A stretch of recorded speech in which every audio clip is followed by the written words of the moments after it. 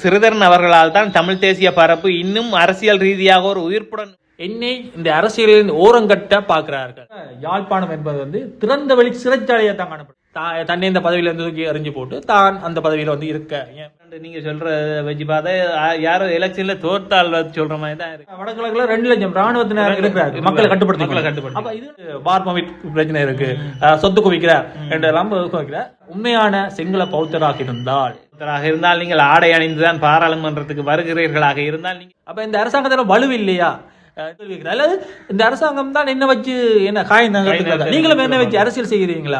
திடீர் பாசம் என்றது அவர் சொன்ன விதத்துல பார்த்தா கட்சிக்குள்ள இருந்தோ அல்லது அரசாங்கத்தில் இருந்தோ அல்லது எதிர்கட்சியில இருந்தோ இது எனக்கு எதிராக நடத்தப்படுகிற ஒரு நிகழ்ச்சி நிரல் என்றபடி. வணக்கம் வினோயன். வணக்கம் மோகன்ராஜ். என்ன கதை இலங்கையில் என்ன நடக்குது? இலங்கையில பல விடயங்கள் நடந்து வருது. அந்த வகையில என்னை அரசியல் ரீதியான பழிவாங்கலுக்கு உட்படுத்துகிறார்கள் என்ற ஒரு குற்றச்சாட்டினை சிறிதரன் அவர்கள் மேற்கொண்டிருக்கிறார். இன்றைய பாராளுமன்ற அமர்வில் சிறிதரன் அவர்கள் பல்வேறுபட்ட குற்றச்சாட்டுகள் மற்றும் தன்னிலை விளக்க அளித்திருக்கிறார். சிறிதரன் அவர்கள் பாராளுமன்ற உறுப்பினர் சிறிதரன் அவர்கள் குறிப்பாக அவர் என்ன சொல்றாருன்னா, தங்களுடைய கட்சிக்குள் இருந்தோ அல்லது எதிர்கட்சிக்குள் இருந்தோ அல்ல அரசாங்கத்தின் சார்பிலோ என்னை இந்த அரசியலில் ஓரங்கட்ட பார்க்கிறார்கள். குறிப்பாக தன்னுடைய கட்சியிலிருந்து ஒருவரோ அல்ல யாரோ நினைக்கிறார்கள் என்னென்று தன்னை இந்த பதவியில இருந்து தூக்கி எறிஞ்சு போட்டு தான் அந்த பதவியில இருக்க முயற்சிக்கிறார் என்ற ரீதியில தன்னுடைய கருத்துக்களை பதிவு செஞ்சுக்கிறார். அது யார் என்று மக்களை முடிவெடுத்துக் கொள்ளட்டும். அப்படின்னா இந்த பதவியில இருக்க பார்க்கிறார் என்று நீங்க சொல்ற வச்சு பார்த்தா யாரோ எலெக்ஷன்ல தோற்றால் சொல்ற மாதிரி தான் இருக்கு. அப்படியே இது அவருடைய கருத்து அப்படி இருக்கட்டும். அப்ப அண்மை காலமாக நீண்ட காலமாகவே சிறிதரன் அவர்கள் மீது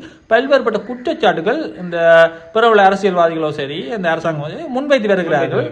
என்ன மாதிரியான குற்றச்சாட்டுன்னு பார்த்தா, இந்த அரசியலமைப்பு சபை பேரவையில இருந்து கொண்டு அரசாங்கத்துக்கு சார்பாக வாளி வைக்கின்றார் அல்லது வாழ் பிடிக்கிறார் என்ற ஒரு கருத்து நிலவுகிறது. அடுத்தது இந்த ராணுவ அதிகாரிகளை பதவிகளுக்கு அமர்த்துவதற்கான நடைமுறைகளின் போது அரசாங்கம் சார்பான முடிவுகளை இவரும் சேர்ந்தே எடுக்கிறார். முக்கியமான பதவிகளை நியமிப்பது அரசியலமைப்பு சபைதான். அந்த அரசியலமைப்பு சபையில ராணுவ அதிகாரிகளை நியமித்து அந்த முக்கியமான துறைகளுக்கு சுயாதீனமாக இயங்கக்கூடிய முக்கியமான துறைகளுக்கு ராணுவ அதிகாரிகளை நியமிக்கிறார்கள் என்ற ஒரு குற்றச்சாட்டு எழும்பி வருகிறது.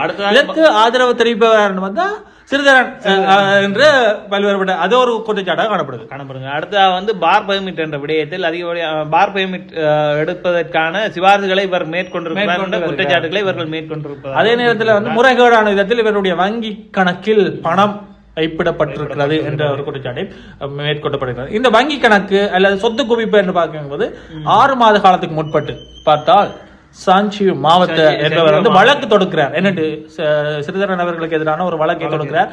இவர் மீது பார்மவிட் பிரச்சனை இருக்கு, சொத்து குவிக்கிறார் என்றெல்லாம் குவிக்கிறார். 1 மாதத்துக்கு முதலும் ஒரு வழக்கு தொடர்ந்திருக்கிறார். 2 வழக்குகள் தொடர்ந்திருக்கிறார். இப்படியான வழக்கு தொடர்க்கப்பட்ட சந்தர்ப்பங்கள்ல அப்படி என் மீதான சேர்ப்புகள் நடந்து கொண்டே வருது. ஆனா இது அரசாங்கம் நிப்பாட்டுறதுக்காக வேண்டி 6 மாதத்துக்கும் ஆகியும் இந்த வழக்குகள் நிலுவையிலா இருக்குது.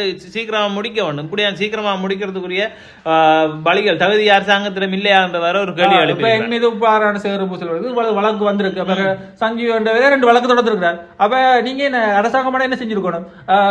விசாரிச்சு தீர்ப்பா கொடுத்திருக்கணும். நீங்க என்ன செய்றீங்க? வேடிக்கை பாக்குறீங்க. அப்ப நீங்களும் சேர்ந்தா என் மீது சேறு பூச நினைக்கிறீர்கள் என்று சிறிதரன் அவர்கள் அரசாங்கத்தை பார்த்து கேட்டிருக்கார். அப்ப இந்த வழக்கை உடனடியாக விசாரிங்கள், ஏன் நிதி குற்ற புலனாய்வு ஏன் இந்த தாமதம் செய்கிறது என்ற ஒரு ரீதியில சிறிதரன் அவர்கள் தன்னுடைய கேள்வியை கேட்டிருக்கிறார். அதே நேரத்தில் அந்த சூரிய மின் உற்பத்தி விடயத்தில் இவர் மீது ஒரு பாரிய குற்றச்சாட்டு இருக்கிறார். இந்த சூரிய மின் உற்பத்தியில இவருக்கு என்ன தவறான முறையில அவர்கள் பணம் கொடுத்திருக்கார்கள், கொடுக்கல் வாங்கல் நடைபெற்றிருக்க அந்த குற்றச்சாட்டு. அப்ப இதுலதான் இவர் இன்னொரு கேள்வி கேட்கிறார், ஏன் அந்த இடத்துக்கு புனரியில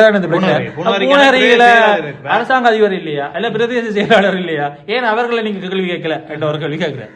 அதே நேரத்தில் தயாசிரி அவர்கள் நேற்றைய பாராளுமன்ற உரையில் இவர் மீது பல்வேறுபட்ட குற்றச்சாட்டு முன்வைத்திருந்தார்கள். பல கோடிகள் இவர் பெற்றிருக்கிறார் என்று. அப்ப அவர் தயாசிரியை பற்றி கேட்கிறார், நீங்கள் உண்மையான சிங்கள பௌத்தராக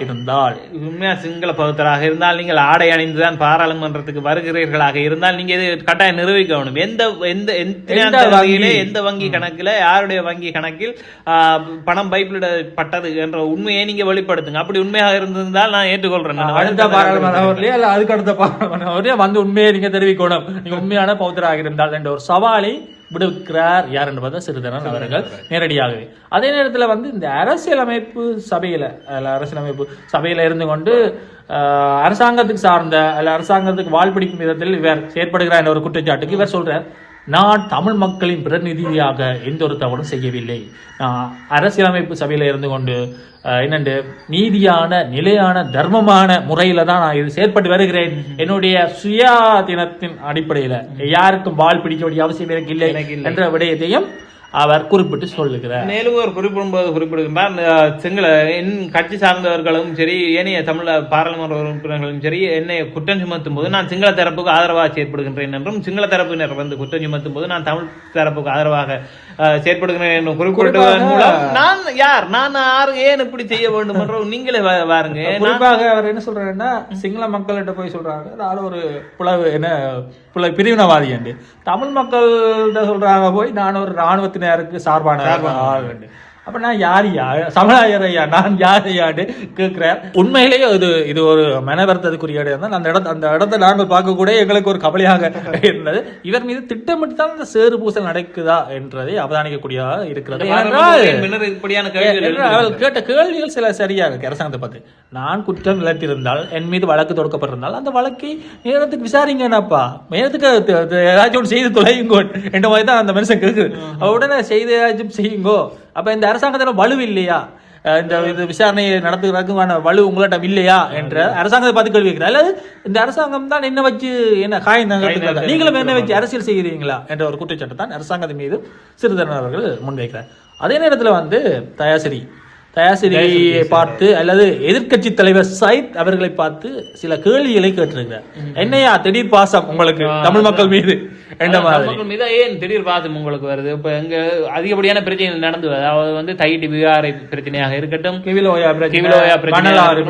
மணலாறு பிரச்சனை, திருகோணமலை புத்தர் சிலை விவகாரம் வந்து அது மட்டும் இல்லாமல் எங்கட கட்சி அலுவலகங்களை முற்றுகையிட்டு சிங்கக்குடியோட வந்து பாரிய ஆர்ப்பாட்டத்தை நடத்திருந்தாங்க. அதை விட முக்கியமாக யாழ்ப்பாணம் என்பது வந்து திறந்த வெளி சிறைச்சாலையை தான் காணப்படுகிறது. கிட்டத்தட்ட வடகிழக்குல 2 லட்சம் ராணுவத்தினர் இருக்கிறார்கள் மக்களை கட்டுப்படுத்தி. அப்ப இதுகளை பற்றி உங்களுக்கு கண்டு தெரியாதா? இதுவரை நீங்க இதுவரைக்கும் கேட்கல, என்ன திடீர் பாசம் உங்களுக்கு?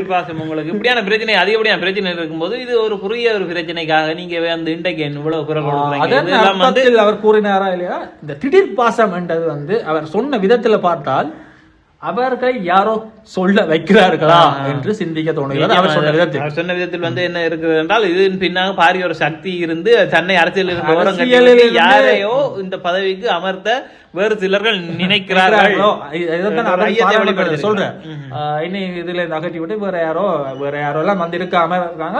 அப்ப இது என்னுடைய கட்சிக்குள்ள இருந்தோ அல்லது அரசாங்கத்தில் இருந்தோ அல்லது எதிர்கட்சியில இருந்தோ இது எனக்கு எதிராக நடத்தப்படுகிற ஒரு நிகழ்ச்சி நிரல் என்ற விடயத்தை அவர் முன்னிறுத்தி காட்டுகிறார் சிறிதரன் அவர்கள்.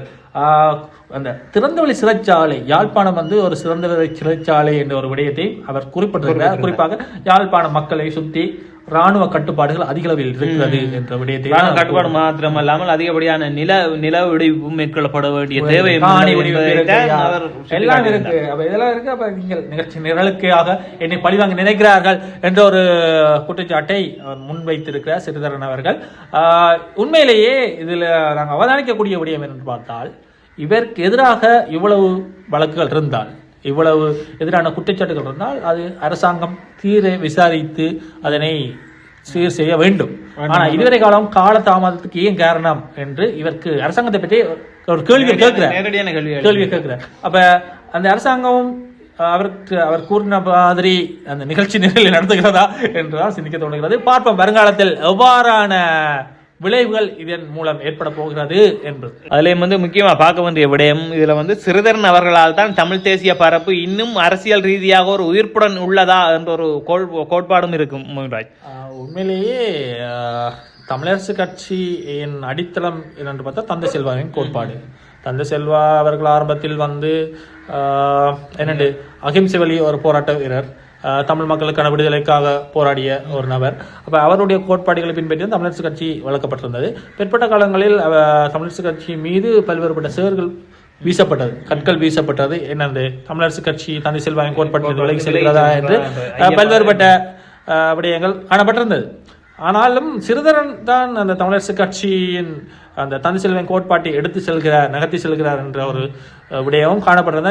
இதன் அடிப்படையில் தான் பாராளுமன்ற தேர்தலில் அதிகளவிலான வாக்குகள் வந்து சிறிதரன் அவர்களுக்கு கிடைத்திருந்தது. இப்ப இந்த சிறிதரன் அவர்கள் இப்படியான வாக்குகள் சிதறடிக்கப்படுவதன் மூலமாக இன்னும் ஒருவர் வந்து இந்த வாக்குகளை கைப்பற்றுவதன் மூலமாக இந்த தமிழ் தேசியத்தை நிலைநாட்டுவார்களா என்ற ஒரு ஐயப்பாடு இருக்கு. ஐயப்பாடும் இருக்கிறது. அது தமிழ் தேசியத்தை நிலைநாட்டுவதற்கு நிறைய பேர் இருக்காங்க. தமிழரசு கட்சியில இருந்து கொண்டு இந்த விடயங்களை நிலைநாட்டுபவர்கள் யார் என்ற ஒரு கேள்வி எழுதுகிறது.